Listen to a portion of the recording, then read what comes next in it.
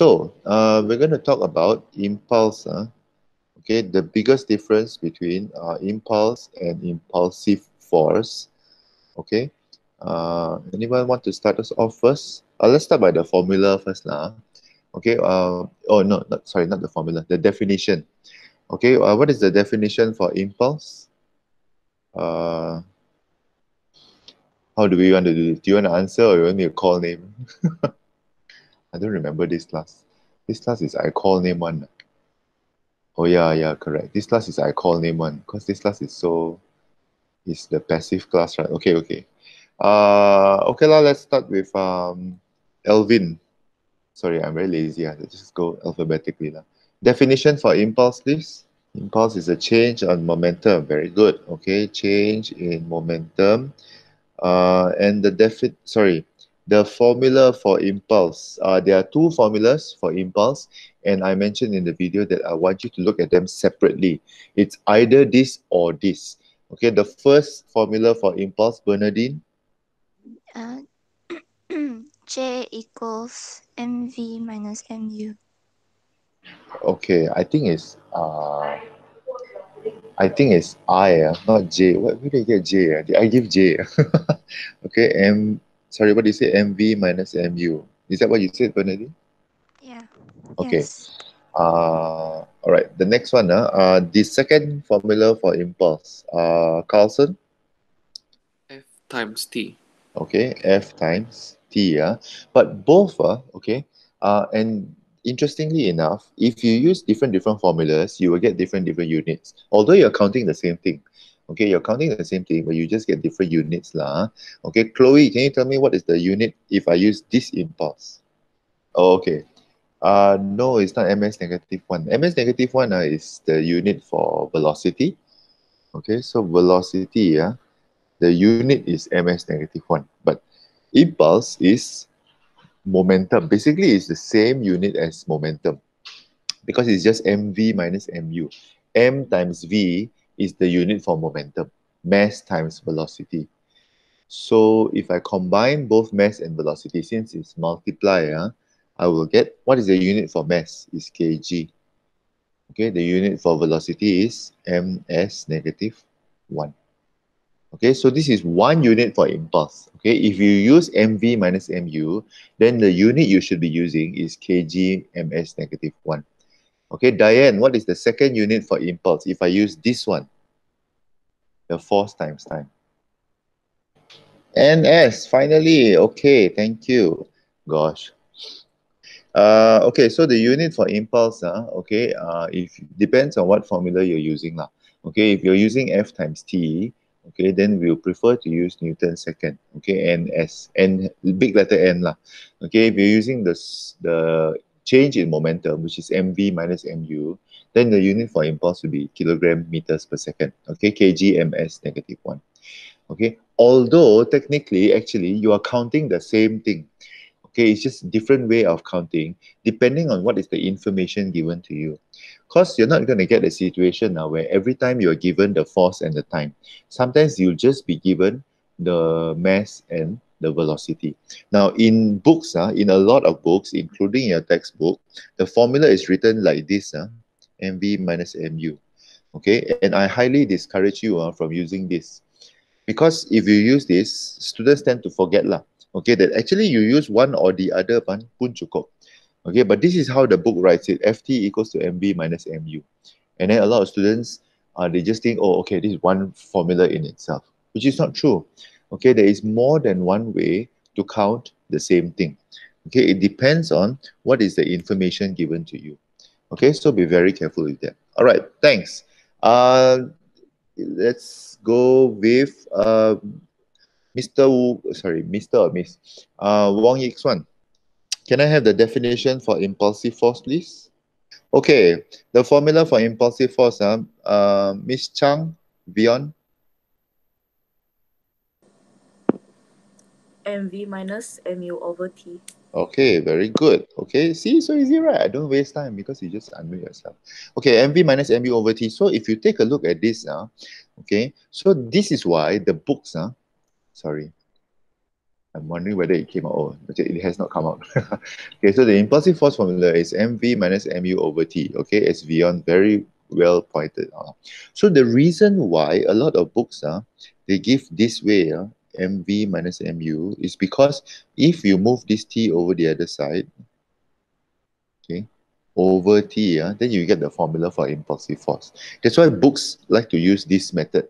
They teach you Ft equals to mv minus mu, but they never tell you that actually impulse, you use either one, you can count the impulse. Okay, so there's a slight weakness lah, okay, that I want you to take note of. Okay, and usually impulsive force, we will give the letter F. Okay, unit for impulsive force. Vivian, please. S minus 2. S minus 2 is not actually... No, it's not true. Sorry. Almost there, but not yet. Mr. Trevor, what's the unit for impulsive force? Actually, all forces are the same unit, if you remember from subtopic before. Newton. Okay, the basic unit for impulsive force is Newton. Okay, otherwise known as kilogram meter per second squared. I think this was what Vivian was trying to refer to, but it was not complete lah. Either I didn't listen properly or she didn't say it. Okay, so it's either Newton or kilograms meter per second squared. But it's so much easier to remember Newton because from the previous subtopic, you've learned that all forces are in newtons. Okay, whether it's impulsive force lah, whether it's pushing force, pulling force, all forces are in Newton units. Okay, don't forget that. Now, there are two very important relationships, okay, that are mentioned when you're talking about these two things. We're talking about the time of, it can be either time of contact or time of impact, okay, and impulsive force. Can you tell me what is the relationship between the time of contact or time of impact and the impulsive force? Ethan. If time of impact increase, the impulsive force will decrease. Okay, that's one relationship. The bigger the time of impact, okay, when time of impact increase, okay, the impulsive force decrease. It's very important, no?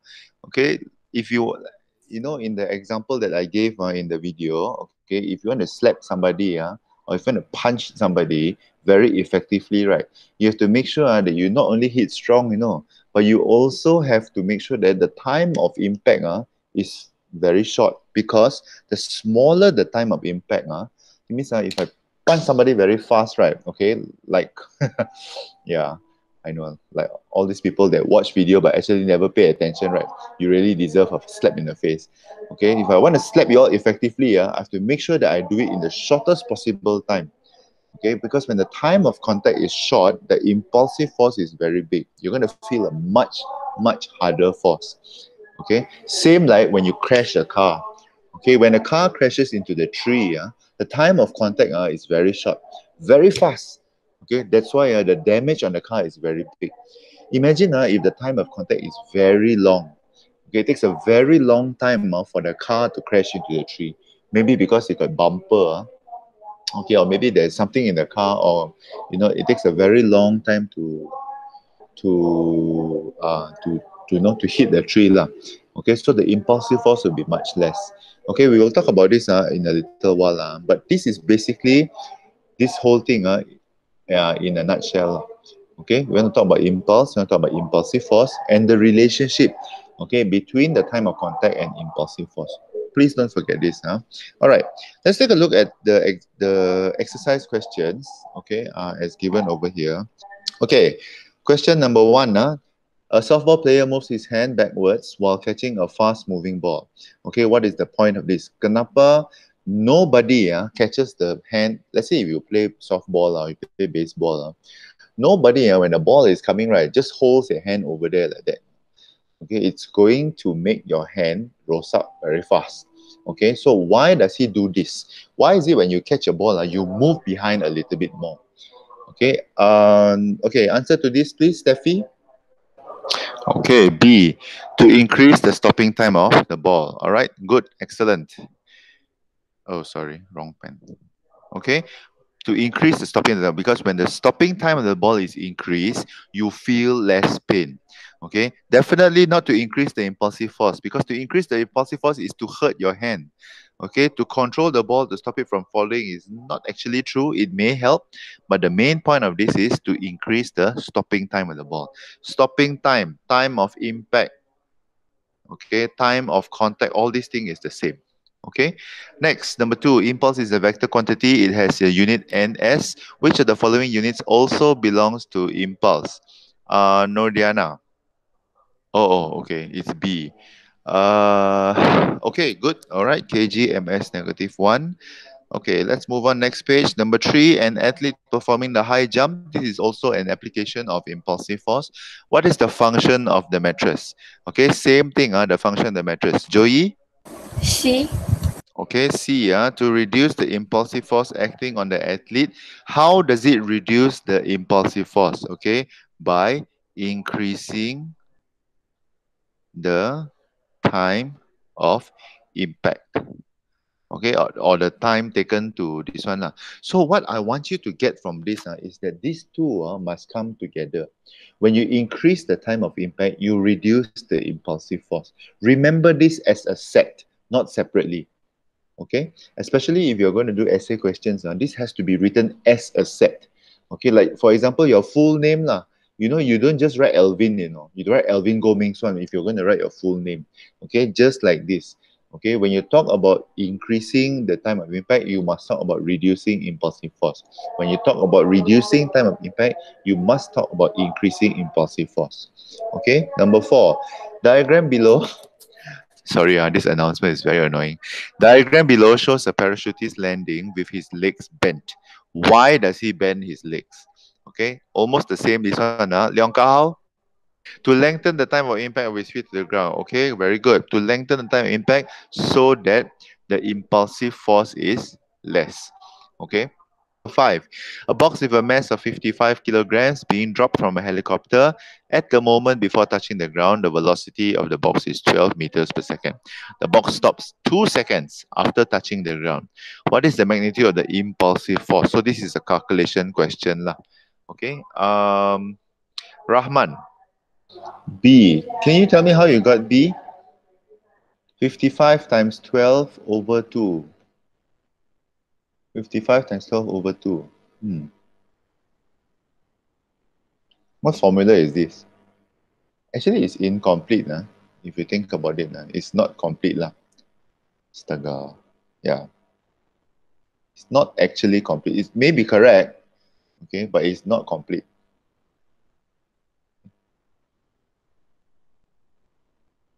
We know that the formula for impulsive force is mv minus mu over 2. So my question is, what am I minusing with? Kenapa tiada minus di sini? Sir, U is what? Exactly. That's my question. So how do you get the answer if you just do like this? Means I give you the number. Saya bagi kamu nombor, terus kau buat begitu saja. Hello? Come on, what is U? Actually, it's not even U. Yeah, U is what? Okay, the answer may be 330 lah. Okay, the answer may be correct. The answer is probably correct lah. But the way you're calculating it is not correct. Okay, so yeah, correct. The question is, what is U? Anybody? Can anybody tell me what is the value of U? It should be 50. Sorry? 0. Why is it 0, Nikki? Because before falling, the box is at rest, so the velocity is 0. Very good. Okay, that's very good explanation. It has to be 0 because you are dropping the box. Okay, you're not throwing the box. Kalau kamu membaling itu kotak, that's a different story altogether. The U is not 0. But because you're dropping the box, okay, just like you drop anything lah, you drop something, right? Originally it's at rest. When you start dropping it, okay, the U is 0 and it's going to increase in velocity. So di atas sini, okay, the box is over here, right? U equals to 0. Makin dia turun ke bawah, it's going to reach a V of 12. Okay, so I understand now, while the working is correct, saya tidak menafikan, the answer is correct, 55 times 12 over 2. I mean, sorry, I don't have my calculator lah, but I guess it's correct lah. Okay, so but you see, the thing is we cannot just use the numbers and then okay, kira itulah jawapannya. Okay, there has to be a certain logic to this lah. Okay, because guys, if you want to do well as physics students, okay, you need to think logically, not just take the number and then kasi campak saja masuk dalam formula. Okay, so good for you, Raman, that you got the answer, but you need to be able to make sure you know how to explain properly. Okay, all right. Number 6, why are the front and rear sections of the car designed to crumple easily? I don't know whether I mentioned this in this one. So let's say this is your car, okay? Please ignore the ugly drawing. Now, actually, the front and the back is designed so that it crumples easily. Okay, dia memang bukan sekeras yang kita fikirkan. If somebody crashes your car from the side, okay, let's say this is your car lah. So this is the front of the car and this is the back of the car. Okay, and this is the side. The side, okay, the side of the car memang is designed so that it doesn't crumple easily because there's only the door and you. Okay, but the front and the back of the car, whenever you crash into something, okay, it is designed to crumple easily. You know what's the meaning of crumple? No? Crumple is, this is crumple. Okay, this is crumple. Okay, kasih kronyok lah. So the front and the back of the car is designed so that it's easily crumpled. Okay, so a lot of people think that, oh, easily crumpled. What kind of car is that? No? Actually, if the front and the back of the car is hard, kalau dia sangat keras kan, then you would be in danger. The car will be safe. Okay, the car will be like totally no problem, but you would probably be dead. Okay, if the front and the back, because of everything that you learned before lah, you know, about inertia and stuff like that. Because if let's say the front of the car, is very, very keras lah, okay? Some nonsense designer go and design so that the front of the car is very, very keras. If you bang into something and this thing doesn't crumple, what's going to happen to you? You are going to fly forward. Okay, so your car is going to be safe, totally no problem, but you will not live to see the car. What's the point, right? Okay, so that's why the front and the back, okay, is designed to crumple easily. Why? Iril, kenapa yang di depan dan di belakang ini? Kenapa dia senang keronyok? B. Okay, B, to decrease momentum. Not actually true.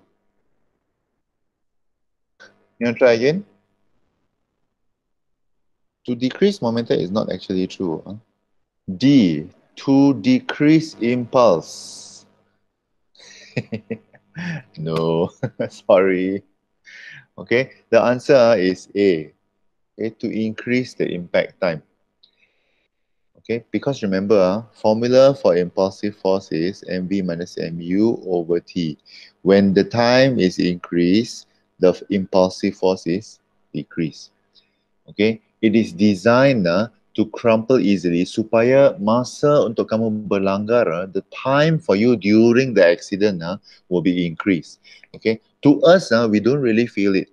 Okay, but if you are a car owner, the difference between 2 seconds and 0.02 seconds is a very long time in terms of impulsive force. If your time of impact, kalau masa kamu berlanggar is 0.02 seconds, you're going to have a very big impulsive force.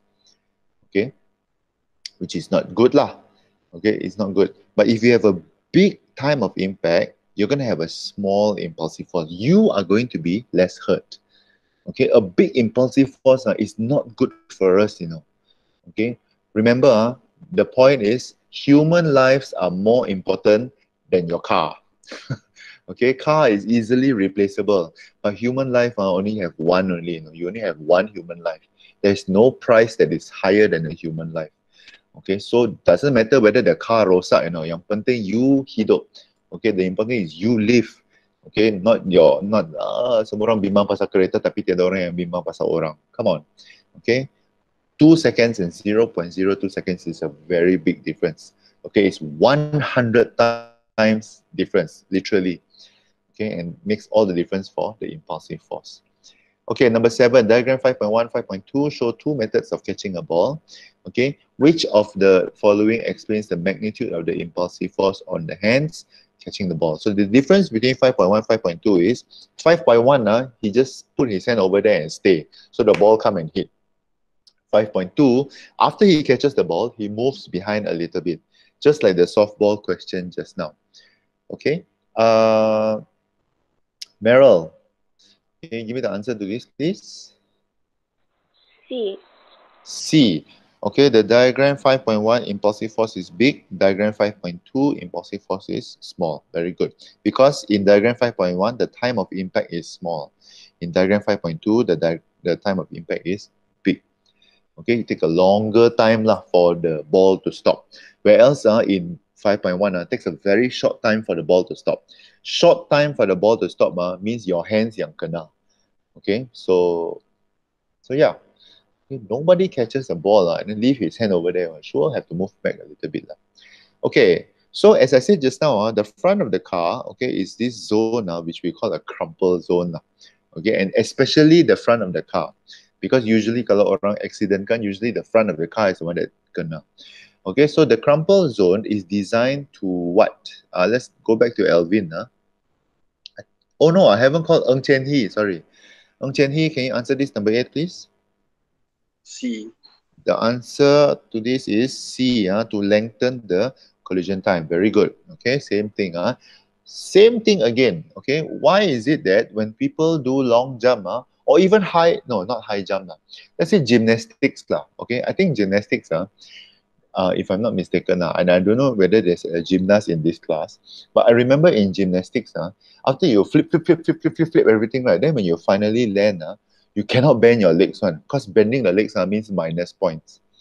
Okay, but actually, if you think about it from a physics point of view, right, not bending the legs, you try and jump and see, try and jump and you land on your 2 feet that don't bend legs, your knees will feel, because when you don't bend your legs, the time of impact is very short.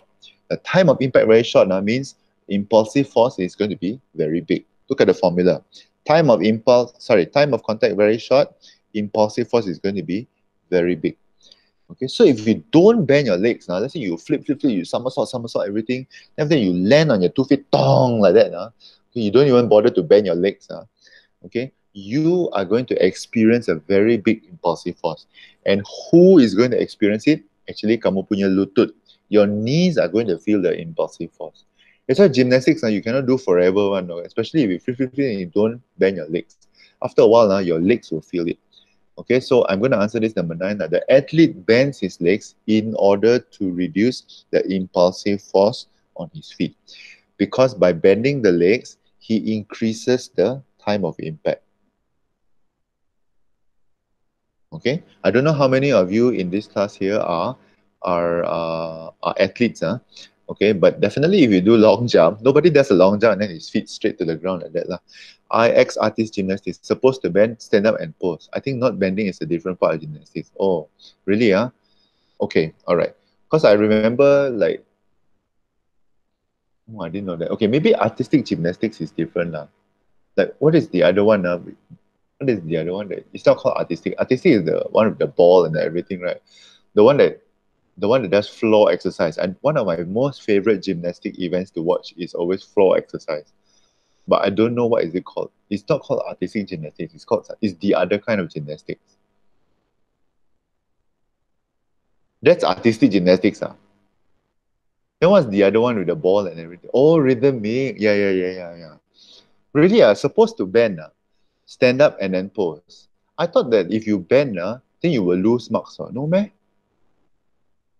Because I always see all the gymnasts, they try very hard not to bend their knees. Like they flip, then they land, then they oh, okay, don't bend. Not true? It's not true. Supposed to bend now. Sorry, I don't know why is this here for. No bending knees is during stunts though.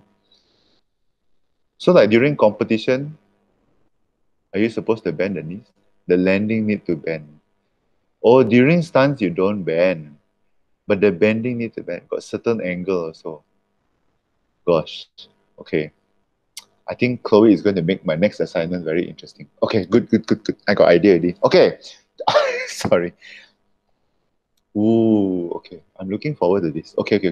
Let's go to this. Don't worry, Chloe. You're the only one that can do this. Unless there's somebody else in this class is also a gymnast. Lah. Okay. Diagram 16 shows an egg being dropped, okay, on a wooden block. The egg cracks after an impact. Okay, the velocity of the egg just before the impact is 5 meters per second.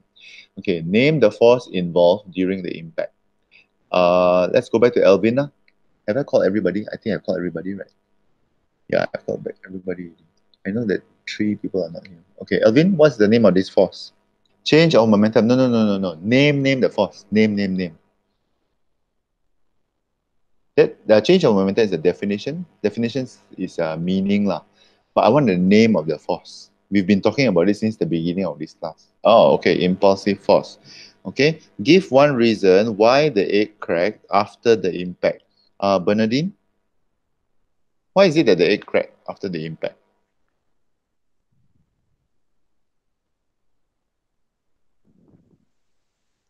When the egg hit the wooden block with force, the wooden block exerted the same force back onto the egg, causing it to break. Oh, okay. So force from wooden block. Okay, exerted on the egg. I think that's a very, very good explanation. Okay, force from the wooden egg exerted on the egg. And I'm going to use this opportunity. This one, so the egg actually got force on the wooden block, but the wooden block also put a force on the egg. Okay, this is actually Newton's third law. Okay, Newton's third law of motion, which I think I also mentioned in the video. Okay, so whenever you hit something, actually something is also hitting you back. Whenever you are pressing yourself against the wall, okay, the wall is also pressing against you. That's why you don't fall into the wall, you see, because somebody is always pushing you back. Okay, every action, there's an equal and opposite reaction. Kind of like the payback law of motion. You know, I do something to you, you do something back to me. Okay, doesn't work sometimes in real life, but you know, in physics it does lah. Okay, whenever you hit something, actually something is also hitting you. Okay, but I just want to improve a little bit on this answer. Okay, actually one of the reasons why the egg cracked lah, okay, it's not just because of the force from the wooden block that's exerted on the egg, it's also because the time of impact, okay, is small. That's why it cracks. Okay, of course it doesn't mention over here lah, but because we've been talking about time of impact, and because we're talking about impulsive force, we usually need to talk about time of impact also lah. Okay, but I like Bernardine's answer. It's a very good answer. Okay, the force from the wooden block also is exerted on the egg, but we also need to mention that part of the reason why the force is big is because the time of impact is very small. Okay, good answer. Good. All right, calculate the momentum just before the impact. Can I have Carlson for this, please? Your velocity is 5. Your mass is 0.05. So what's my momentum? 0.25 kg meter per second. How do you get this? 0.05 times 5. Okay, 0.05 times 5, because this is the formula for momentum. Momentum is P equals to mv. Okay, all small letters. You've learned this previously with teacher Fiona lah. Okay, D, give one suggestion how you would avoid the egg from cracking when dropped from the same height. This is a pretty high height lah. Okay, so can I have 2 different suggestions? Okay, one from let's see, one from Wong Yixuan and then the other one from Beyond. Give me 2 different suggestions. Whoever goes first can get to answer first lah. One from Beyond, one from Wong Yixuan. How would you avoid the egg from cracking? Change the wooden block to soft surface. Okay, can you give me an example of a soft surface? Spun. Okay, sponge. Okay, can also be mattress lah. Okay, that's also usually another soft surface lah. Okay, or if you have a lot of cotton candy, you can also drop the egg in cotton candy if you want. Okay, another suggestion, Vion? Cover the egg, sir. Cover the egg with what? Newspaper. Okay. Cover the egg, okay, with newspaper is a good idea. Okay. Besides newspaper, what else can we use? Many things. One. Newspaper only, man. I'm sure you can use better. There are much more better stuff than newspaper. Okay, Leong Kah Hao say cotton. Wow. Cover the egg with cotton. Now. Okay, I think that's a good idea also. No. It's all good ideas. Actually, you can basically all you need to do is cover the egg. Lah. Okay, but of course, the height that you see over here is very short. Lah. Okay, imagine, I don't know how many of you all remember how our school looks like. Lah. So when I taught this 3 years ago, okay, to another batch, I made them do this. Lah. You know, I said, okay, I give you this egg. Now you have to figure out how you're going to drop the egg from the top floor of the IFF building all the way to the bottom. So IFF building is 4 floors, right? So 1, 2, 3, 4. So they went all the way to the top floor and then they dropped the egg. So you see all kinds of weird designs. Okay, but most people, they covered their eggs with cloth. Okay, which something like what Leong Kah Hao said. Okay, with cotton. Or you can also cover the egg with a lot of cloth. Okay, if I ask you to drop from this surface, not so much impact. But if I ask you to drop from the 4th floor, right? Okay, and then I said, when the egg drops, you must make sure that the egg doesn't pecah. If the egg pecah means you lost. Okay, definitely you will sure be able to come up with something better than newspaper or cotton or cloth, where you will find some weird or interesting looking design. You see, okay, how. Okay, all right. This is the last question, right? Okay. The mass of the sprinter is 60 kilograms. Okay, I'm going to write this over here. Okay, mass is a what kind of quantity? Joey. Scalar quantity. Okay, very good. Okay, just to remind you, 2 types of quantities. Okay, there's scalar quantity and then there's also vector quantity. Okay, scalar quantity is quantity with only the number. The direction doesn't matter. Vector quantity is not only got number, but sometimes got positive and negative. Because positive and negative doesn't mean that it's become less than 0. It just means change direction. Okay, so be reminded of this. All right, to complete the answer to this, the starting block is used to what? Decrease inertia or increase the change in momentum. Rahman, what do we use the starting block for?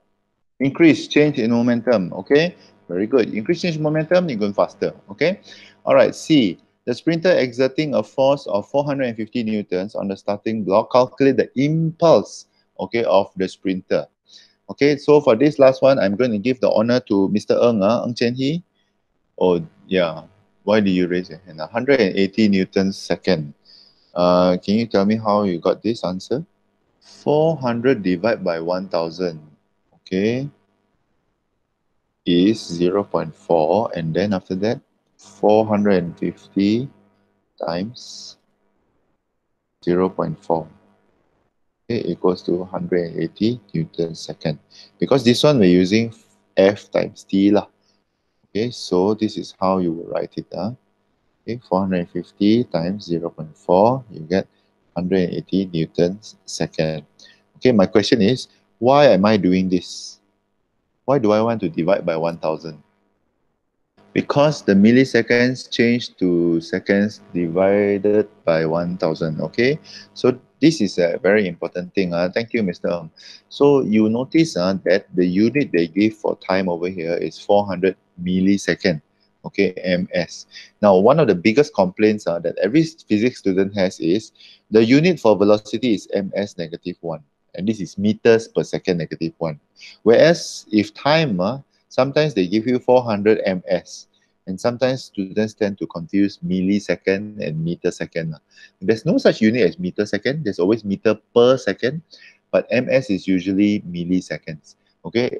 After a while, you will notice that there are also something like kiloseconds. There's also kiloseconds. There's megaseconds if you want. Okay. And then there's even gigaseconds and teraseconds if you want. But all these are what we call prefixes. Sorry, stuff that you learned with teacher Fiona previously. Okay, so milliseconds is a very common prefix, okay, that is used for time. And remember, because the unit for impulse is Newton times second, so you have to change the milliseconds to seconds, and that's why we divide by 1000. Okay, all right, very good.